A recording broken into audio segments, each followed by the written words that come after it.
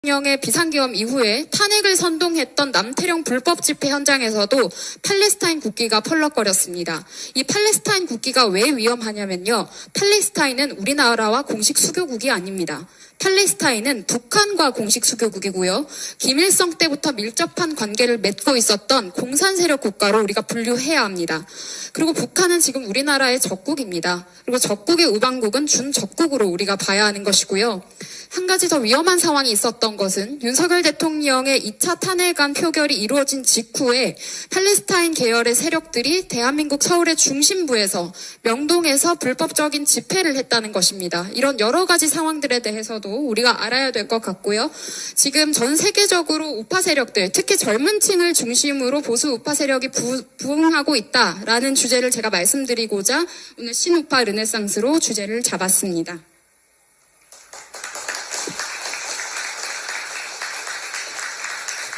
다음으로 넘겨주시겠습니까? 네, 앞서서 김민수 전 대변인께서도 강조해 주셨지만 개념을 확실히 알아야 된다고 생각을 합니다. 저는 지금 보수와 진보라는 단어를 통해서 보수의 굉장히 구태하고 부정적인 이미지를 더 씌운 대표적인 인사가 노무현 전 대통령과 유시민이라고 생각을 합니다. 이 사람들이 방송에 나가서 무슨 이야기를 했느냐면 보수는 구태한 것이다. 보수는 지키려고만 한다. 옛날 걸 지키려고만 한다. 그런데 진보는 바뀌려고 하고 나아가려고 하니까 좋은 거다. 라는 식으로 이 단어를 통해서 호도를 해서 그들의 공산화와 사회주의 체제 전복 사상들을 은밀하게 계속해서 추진을 해왔습니다. 그걸 그냥 포장만 바꿨을 뿐이지 과거에 있었던 체제 전복 세력은 단 한 번도 사라진 적이 없고요. 지금 우리나라 국회만 해도 보십시오. 박선원 의원 같은 사람 같은 경우에는 국가보안법 전과자입니다. 그리고 또한 국가보안법 전과자인 정청래 의원이 그 사람은 지금 미국 대사관 테러까지 했던 사람입니다. 그런 사람이 대한민국의 법사위원장을 하고 있고 대통령을 향해서 현직 대통령을 향한 탄핵을 주도하고 있습니다. 여러분 지금 이 상황은요. 우리나라의 자유민주 체제가 위협받고 있는 매우 중요한 문제입니다. 그런데도 이것을 숨기고자 민주당이 하는 정말 치졸한 짓이 하나 있습니다. 이재명을 비롯해서 그들이 태극기 배지를 폐용을 하기 시작을 했었는데요. 제가 그래서 팬앤드마이크 방송을 하면서 항상 태극기 배지를 폐용을 하고 있고 오늘도 지금 폐용을 하고 왔는데 태극기의 가장 큰 중요한 상징은 자유입니다. 우리 국민들이 앞서서 이승만 대통령 때부터 말씀을 하셨지만 우리 국민들이 선조들이 피와 땀으로 지켜낸 이 나라의 자유를 상징하는 것이 태극기입니다. 그런데 과거의 좌파들이 어떻게 했습니까? 태극기를 들고 자유를 지키기 위해서 목소리 냈던 어르신들을 향해서 정말 입에도 담기 어려운 비하 발언 같은 것들을 했습니다. 그렇게 해서 태극기를 먹칠하기 시작했고요. 태극기가 걸려야 할 자리에 앞서 말씀드린 것과 같은 공산당을 상징하는 깃발들, 이번에 지금 탄핵 선동 집회 보면 사람은 없고 깃발만 많습니다. 온갖 난잡한 깃발들 다 있거든요. 그런 깃발들로 태극기를 대체하려고 합니다. 이것이 정말 위험한 것이 국가의 정체성을 삭제하려는 시도라고 저는 보고 있습니다. 이것은 우리나라에만 일어나는 것이 아니고 자유진영 국가에서 공동적으로 일어나고 있는 상황이기 때문에 여러분들께서 꼭 인식을 하셔야 되는 것이고요.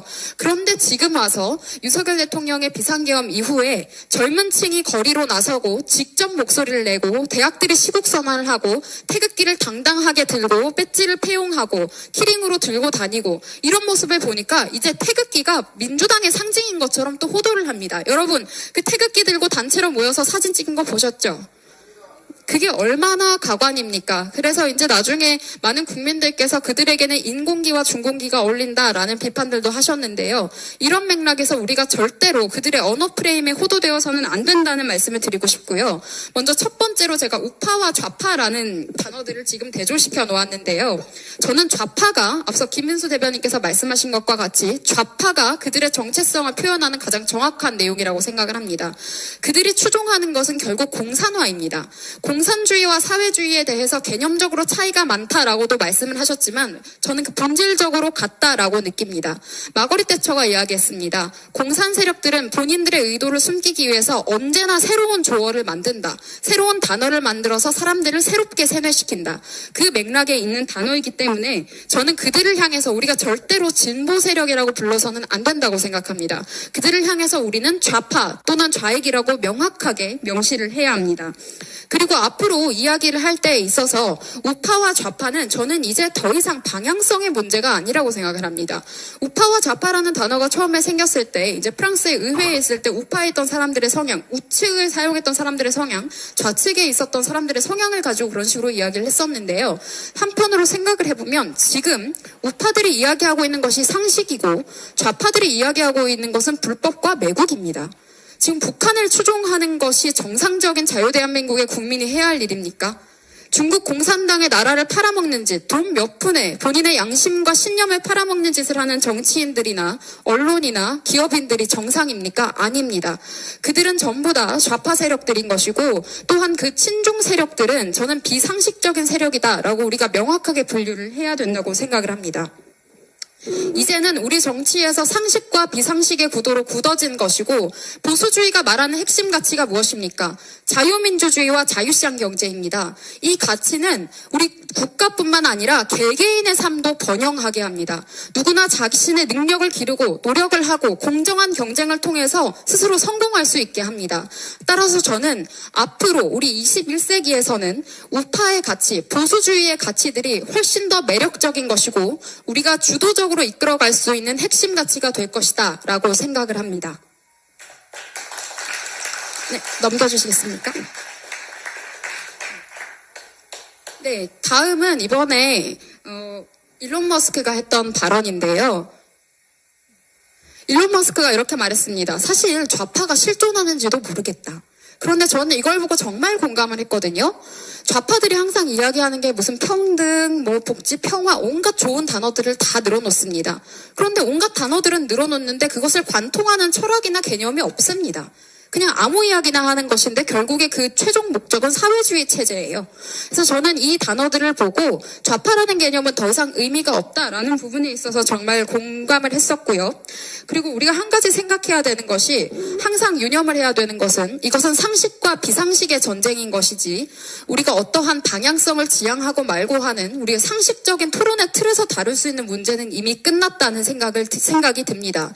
저는 윤석열 정부의 창출에 기여했었고 또 인수위에서도 있었고 정부에서도 일을 하면서 지금 대통령이 비상계엄 이후에 대국민 담화를 통해서 밝히셨던 내용들을 사전에 숙지를 하고 있었던 내용들이었습니다. 이미 실존하고 있는 위협들이 정말 많았고요. 앞서서 하마스 관련해서 팔레스타인 관련해서도 북한이 하마스의 무기를 지원했던 정황들, 기술을 지원했던 정황들이 2023년에도 이미 보도가 된 바가 있습니다.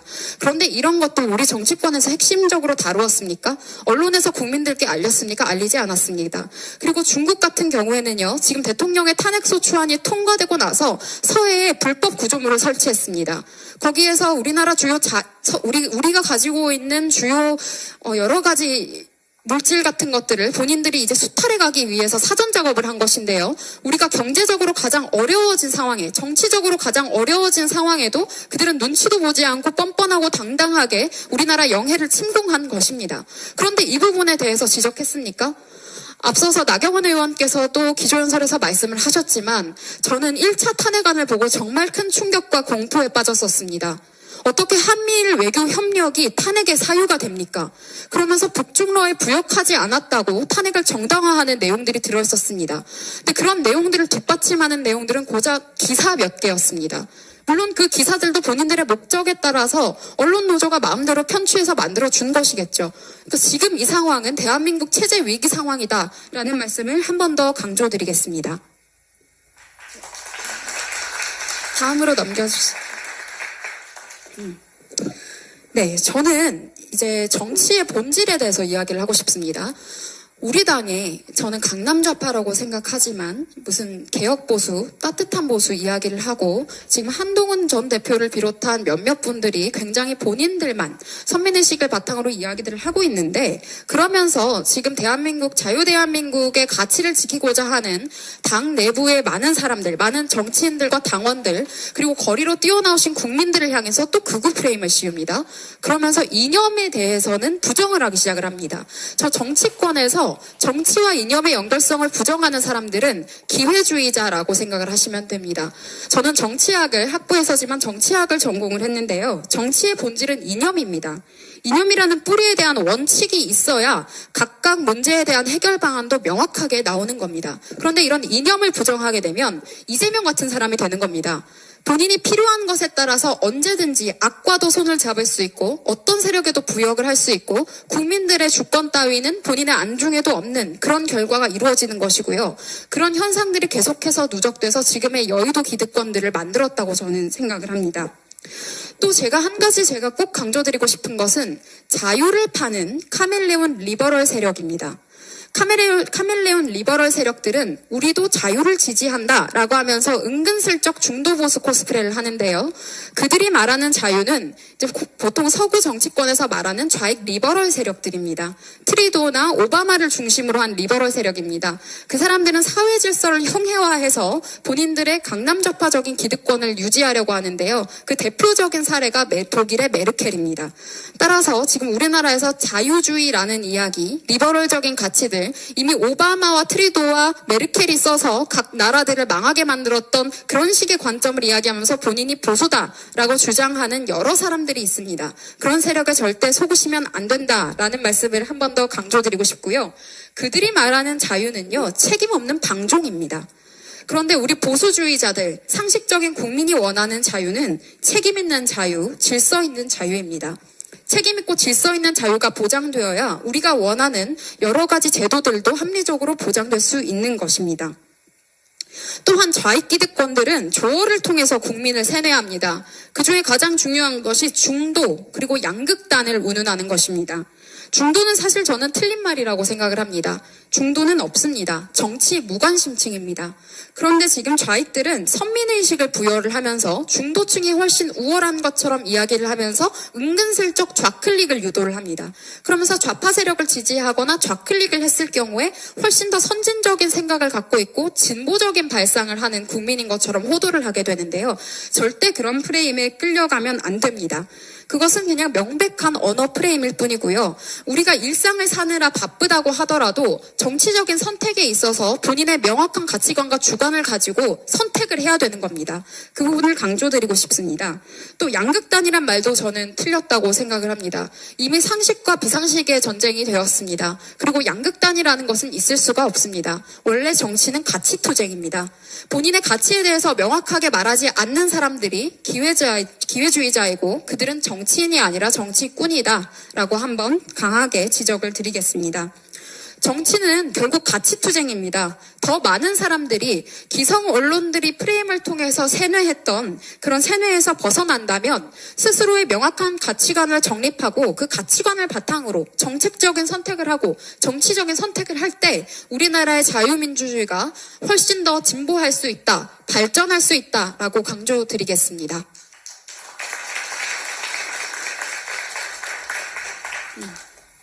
또한 그들이 자주 쓰는 말, 이것은 우리 당 내에서도 일부 세력들이, 저는 좌파로 분류합니다만 그들이 항상 쓰는 말이 진영 논리라는 단어가 있습니다. 근데 이 또한 가치투쟁을 무력화하기 위한 조어입니다. 사실 진영 논리라는 것은 성립될 수 없습니다. 보수주의라는 가치관을 바탕으로 정치인이 주장을 하고 같이 투쟁을 하는 것이지 그것을 진영 논리라고 이야기하는 것은 정치에 대한 이해가 전혀 없는 사람들이 하는 이야기다. 본인은 주장하고자 하는 바가 없기 때문에 그렇게 스스로 가치 투쟁을 하는 정치인들을 깎아내리고 국민들이 보지 못하게 함으로써 본인들이 유지하고 있는 기득권을 공고히 하기 위해서 저런 단어들을 쓰고 있는 것이다 라고 한 번 더 말씀드리겠습니다. 그리고 뒤에 보이시는 그림은요, 제가 백발백중, 펜앤드마이크 백발백중에서도 썼던 그림인데 지금 우리나라에서 일어나는 일이 자유진영 우방국들에서도 똑같이 벌어지고 있습니다. 그림에서 보시면 과반 이상을 극우라고 표현을 해놓은 모습들이 보이실 겁니다. 지금 미국에서도 이번 대선에 트럼프 대통령을 향해서 그리고 트럼프 대통령을 지지하는 절반 이상의 국민을 향해서 극우몰이를 했던 일들이 있었습니다. 그런 내용들에 대해서 지적을 했던 그림인데요. 지금 우리가 윤석열 대통령 탄핵 정국에서 맞이한 상황과도 명확하게 일치를 합니다. 그래서 앞으로 누가 우리들을 향해서 자유대한민국을 지키고자 하는 상식적인 국민을 향해서 극우라고 한다면 그냥 당당하게 너 마음대로 생각해라 하시면 됩니다. 그런데 좌파들은요, 좌파라는 단어만 들어도 정말 싫어합니다. 극좌라는 단어 매스컴에서 쓰는 거 보셨습니까? 기성언론 쓰지도 않거든요. 그러면서 극우몰이 하면서 태극기를 향해서 극우라고 뒤집어 씌우고 이런 프레이밍은 계속합니다. 그런데 그들의 프레임은 깨는 법은 간단합니다. 눈치 보지 않으면 됩니다. 더 당당하게 목소리 내고 표현해버리면 그만입니다. 그들이 틀렸고 우리가 옳다는 것을 증명하면 됩니다. 그래서 우리가 더 자신 있고 당당하게 자유의 가치, 보수의 가치, 우파의 가치를 이야기했으면 좋겠다라고 말씀드리겠습니다.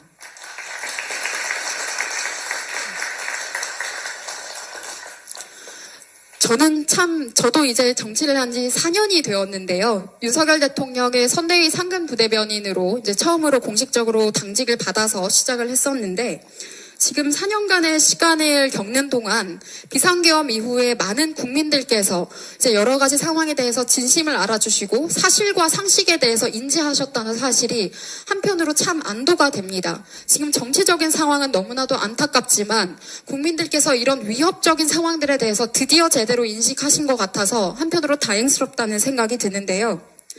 저는 이 비상계엄이라는 선택에 대해서는 정치인들이 여러 가지 이야기를 할 수 있겠다고는 하지만 대통령의 담화문 내용에 대해서는 우리가 반드시 주목해야 된다고 생각을 합니다. 지금까지 그런 내용 얘기했던 정치인들 있습니까? 당대표 하면서 그렇게 했던 사람들 있나요? 없습니다. 그런데 저번에 과거에 자유한국당에서 가장 힘든 시기 보낼 때 공수처 설치하면 안 된다고 투쟁했었습니다. 그런데 그때 자유한국당에 대해서 부정적인 이미지 더 씌우고 신변잡기적인 비하를 하면서 우리가 어떤 주장을 하는지 보지 못하게 했었거든요. 제가 그때 당시 대학생이었는데 공수처 설치를 반대하는 의견들에 대해서 기성 언론들이, 주류 언론들이 다 제대로 다루지 않는 모습들이 너무나도 많았습니다. 근데 그때부터 자유한국당에서 이미 앞서서 말씀드렸던 당시 나경원 원내대표님, 그리고 여기 계신 김민수 전 대변인께서도 투쟁을 하셨었습니다. 그런데 우리 잘 몰랐잖아요. 우리 청년들은 거의 몰랐습니다. 그런데 지금 공수처가 무슨 짓을 하고 있습니까? 불법 영장으로 지금 대한민국 대통령을 불법적으로 감금하고 있는 겁니다. 근데 이런 상황에 대해서 책임을 집니까? 아무도 책임지지 않습니다. 심지어 그 공수처 직원들, 공수처장을 비롯한 직원들 와인까지 챙겨와서 콜키지까지 해서 자기들끼리 그날에 술 먹고 고기 먹었습니다. 그게 무슨 의미겠습니까? 저는 대통령의 비상계엄을 통해서 그동안 대한민국을 우습게 알고 국민을 우습게 알고 본인들의 기득권 카르텔 하에서, 사법 카르텔 하에서 여의도 기득권들이 끈끈하게 연대해서 국민을 기만해온 상황들이 적나라하게 드러났다고 생각합니다. 그리고 이게 가능했던 이유는 윤석열 대통령이 여의도 기득권으로부터 자유로웠던 아웃사이더여서라는 생각도 합니다.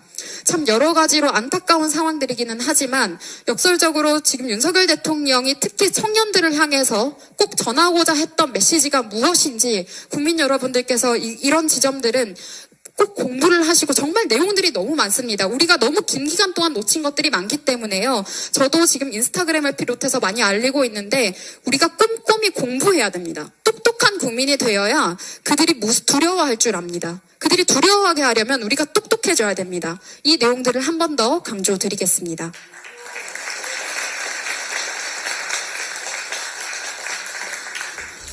그리고 저는 윤석열 대통령의 가장 큰 업적 중 하나가 정치권의 프레임을 닫겠다는 것입니다. 우리가 윤석열 대통령의 탄핵 반대 집회에서 12월 초 한남동 집회 현장에서 우리 2030 남성과 여성들은 서로를 눈으로 보았습니다. 그동안 언론이 뭐라 그랬습니까? 여성들은 전부 다 좌파를 지지하고 민주당만 지지하고 전부 다 개딸인 것처럼 이야기를 했었습니다. 그런데 그렇지 않았죠. 1020 상공 여성들도 탄핵 반대 집회에 정말 많이 나왔죠. 자발적으로 응했습니다. 그리고 거기서 이제 물자 같은 것들 기부도 하고 연단에 올라서 연설도 하셨습니다. 저는 그때 당시에 개인 자격으로 조용히 가서 많은 국민분들의 집회를 듣고 오고는 했었는데요. 그것이 진정한 국민의 목소리입니다. 그동안 기성 언론들이 본인들의 이권을 위해서 정치 세력과 결탁해서 그런 식으로 본인들을 용이하게 하기 위해서 우리들을 세뇌해 왔던 겁니다. 하지만 정치적 이념에 대한 지지 앞에서 성별은 사실 큰 문제가 되지 않습니다. 특히 저는 젊은 여성들에 대해서 이야기를 드리고 싶습니다. 여성이면 무조건 좌파해야 되고 여성이면 무조건 민주당 지지해야 된다는 생각 자체를 제발 버리셨으면 좋겠습니다. 우리가 여성으로서 정치적 선택을 할 때도 가장 중요한 것은 자유민주주의와 자유시장경제의 기본 가치입니다.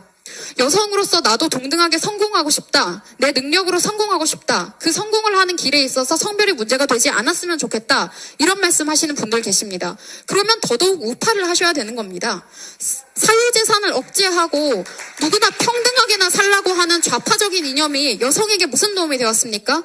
박지원, 류호정 같은 사람이 우리를 대변한다고 하는데 우리가 그걸 보고 있어야 됩니까? 절대 아닙니다. 우리가 중요하게 생각하는 것은 그들의 이권 다툼이 아니라 안보 정책인 것이고 외교 정책인 것이고 경제 정책인 것이고 교육 정책인 것이다. 여성들도 더 이상 그들의 프레임에 놀아나지 말고 당당하게 보수의 가치를 이야기할 수 있어야 된다고 생각합니다. 사실 정치 리더를 보면은요, 보수주의 리더들이 훨씬 많습니다. 우리나라만 해도 첫 여성 대통령인 박근혜 대통령, 대표적인 보수주의 정치인이시죠. 그리고 나경원 의원님도 대표적인 보수주의 정치인이시죠. 또 지금 이탈리아의 젊은 총리 멜로니 총리 어떻습니까? 우파입니다. 그리고 영국의 보수당에서 배출한 마거릿 대처 총리, 테레사 메이 총리 모두 다 우파입니다. 보수 우파입니다. 이 점들을 아셔야 될 것 같고요.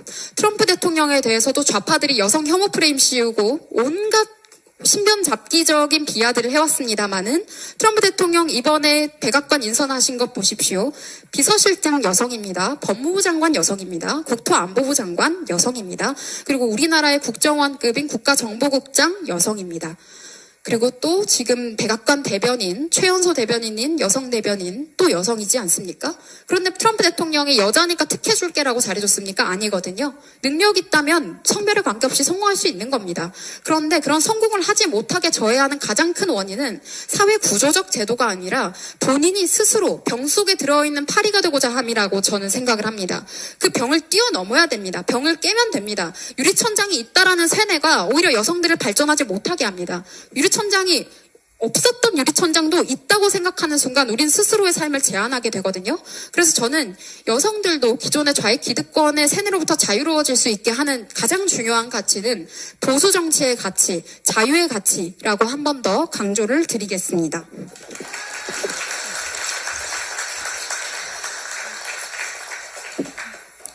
또 한 가지 저는 좌익 페미니스트다, 자칭 페미니스트라고 했던 앞서 말씀드렸던 박지연, 박성민, 류호정 같은 사람들, 그 사람들이 이야기 무엇했습니까? 비혼 비출산 유도했었습니다. 제가 대학교 다닐 때 가장 그 페미니스트 동아리들이 활성화됐던 때였었는데요. 그때 비혼 비출산 선언 안 하면 흉자라고 이야기하고 은근하게 따돌림을 하고 이런 분위기들을 만연했었습니다. 그런데 그게 맞습니까?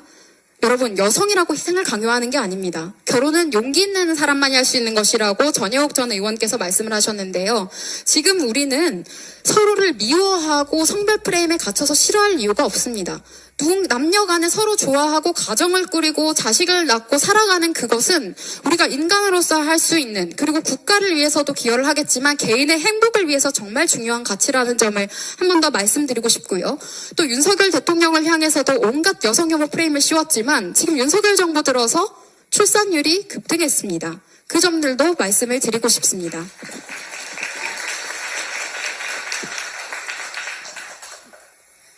그리고 여성가족부 폐지에 대해서도 짧게 말씀을 드리면요. 여성가족부 폐지가 여성 혐오다라고 대선 때부터 지금까지 프레이밍을 하고 있는데 아닙니다. 여성가족부는 여성이라는 이름을 팔아서 행정부로서 제대로 된 일도 하지 못하면서 각 부처에서 잘하고 있는 일들을 억지로 떼와서 김대중 대통령이 본인의 정치적 업적을 위해서 만든 것이다 라고 저는 생각을 하고요. 실제로 제가 정부부처에서 일하면서 느낀 것은 그렇게 허울만 있는 기구들이 외려 정말 일해야 되는 행정 효율을 저해하고 정말 일해야 되는 부처들의 업무를 저해하는 일들이 있다는 것입니다. 그래서 저는 여성가족부는 앞으로도 반드시 우리가 폐지를 해야 되는 것이고, 우리가 반드시 성별이라는 프레임 안에서, 약자라는 프레임 안에서 호도될 이유가 없다라고 한번 말씀을 드리겠습니다. 넘겨주시겠습니까? 또 지금 이번에 윤석열 대통령의 탄핵을 반대하는 집회들이 전국 각지에서 일어나고 있습니다. 지금 영남과 호남, 충청 어느 지역이든 수도권을 비롯해서 어느 지역이든 다 있고요. 지금 정치인 지지율을 조사를 해보면 전국에서 가장 지지율 높은 정치인이 윤석열 대통령일 겁니다. 그리고 윤석열 대통령의 지지율이 높은 지역이 서울, 수도권 지역이라는 것, 그리고 호남에서도 이미 30%대가 넘었고 37%까지도 나온 사실을 말씀드리겠습니다. 그러니까 지금 상식과 비상식의 전쟁이 되었기 때문에 더 이상 지역 프레임도 쓸 이유가 없다라고 말씀드리겠고요. 저는 호남 출신인 어른들한테 그런 말씀도 많이 들었습니다. 박정희 대통령께서 정말 훌륭한 대통령이셨다. 대한민국의 산업을 정말 살리셨던 분이다. 우리 경제 기틀을 마련하신 분이다. 이런 말씀 정말 많이 하셨거든요. 그런데 역설적으로 지금 정치적으로 본인들의 지역을 가장 많이 이용하고 있는 것이 민주당을 포함한 좌익 기득권입니다. 김대중 대통령 때부터 해서 김대중 대통령의 출신지가 호남이라는 점을 이용해서 마치 호남이면 민주당만을 지지해야 되는 것처럼, 그것도 일종의 세뇌인데요. 그런 일종의 세뇌에서 가장 자유로운 세대가 저는 우리 젊은 층이라고 생각합니다. 우리는 이미 태어날 때부터 인터넷이 있었고 뉴미디어가 있었기 때문에 아무리 언론들이나 기성세대가 호도를 한다고 해도 스스로 사실관계를 확인을 해서 판단을 하기 때문에 그런 것들로부터도 훨씬 자유롭다고 생각을 합니다. 이번에 광주에서 있었던 집회에서 특히 2030 세대들이 많은 목소리를 내준 장면들을 저도 보았는데요. 앞으로 어떤 기득권들이 우리에게 그런 강압, 전체주의, 좌익 전체주의 이념을 강압을 하더라도 우리는 그냥 청량하게 그 프레임을 깨버리면 됩니다. 더 용기 있고 당당하게 목소리를 내면 됩니다. 그 말씀 꼭 드리고 싶었습니다. 네, 넘겨주세요. 지금 시간 관계상 조금 빠르게 하도록 하겠습니다. 지금 또 한 가지, 이것은 우리 당에서도 자주 있는 일입니다. 약자 프레임을 이용을 하죠. 가령 장애인에 대해서 이야기를 한다거나 환경파리 이런 이야기들 많이 하는데요. 이것이 제가 앞서 말씀드렸던 보수 참칭 카멜레온 리버럴들이 가장 많이 쓰는 아이템입니다. 문재인 대통령이 환경파리 하면서 탈원전을 주장을 하고 태양광 비리를 대거 저질렀었죠. 그때 당시에. 지금 그런 부작용들이 다 나타나고 있는데 이게 우리나라뿐만 아니라 자유진영 우방국에서 공통적으로 있었고, 환경을 이야기했던 태양광 관련돼서 대부분의 부품들은 중국에게 돈을 주고 사와야 했습니다. 그러니까 우리 국민의 세금을 중국에 상납하고 있던 것과 다를 바가 없고요. 사실 우리나라에서 핵심적으로 전기 발전을 할 수 있는 가장 중요한 기술은 원자력 발전입니다. 그리고 박정희 대통령께서 이 원자력 기술 발전을 위해서 정말 많은 기여를 하셨고, 그리고 우리나라 원자력 발전은 이미 세계 1위 수준임에도 불구하고 문재인은 우리나라 핵심 기술 자체를 망가뜨리는 끔찍한 짓을 저질렀던 겁니다. 그래서 앞으로 우리가 여러 가지 정치 이야기를 할 때에 있어서 이러한 약자 프레임에 절대 호도되어서는 안 된다고 말씀드리겠습니다. 우리 당에도 장애인이라는 이유로 비례대표를 2번이나 하고 계신 분이 계신데요. 그분이 약자입니까? 그분은 기득권입니다. 따라서 저는 앞으로, 그리고 또한 약자를 위한 정치라는 이야기를 하지만 정말 약자를 위한 정치를 하기 위해서는 정치를 잘하고 정책을 잘 하는 사람이어야 가장 효율적인 행정과 행동을 통해서 많은 국민들의 권익을 신장시킬 수 있는 것이다. 그들의 정체성이라기보다는 그들이 하는 말과 행동이 더 중요하다라는 말씀을 드리겠습니다.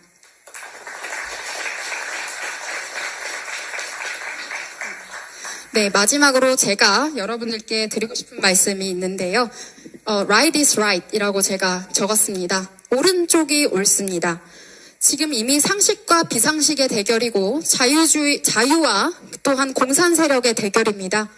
우리가 앞으로 더 많은 국민들을 설득해야 되고 더 많은 친구와 가족들을 설득해야 합니다. 그렇게 해야만 나라가 정상화될 수가 있습니다.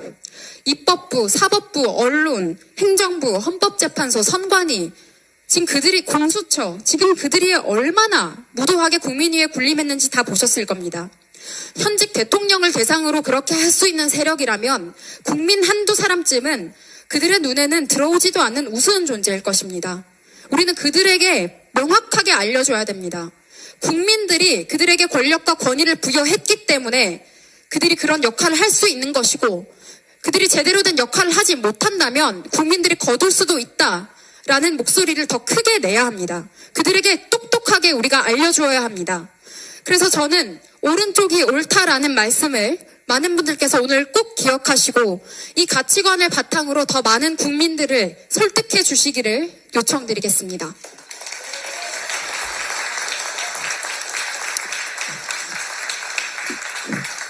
마지막으로 이제 오늘 청년 우파의 길이라는 제목이기 때문에 저희 또래들, 저는 94년생인데요.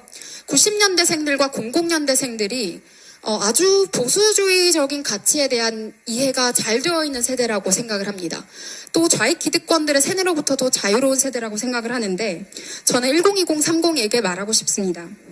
우리의 자유를 통제하고 세뇌하는 강남 좌파와 카멜레온 리버럴 기득권 세력에게 당당하게 맞섭시다. 그들의 금기에 도전합시다. 청년다움은 우리의 말과 행동으로 우리가 직접 정의하는 것입니다.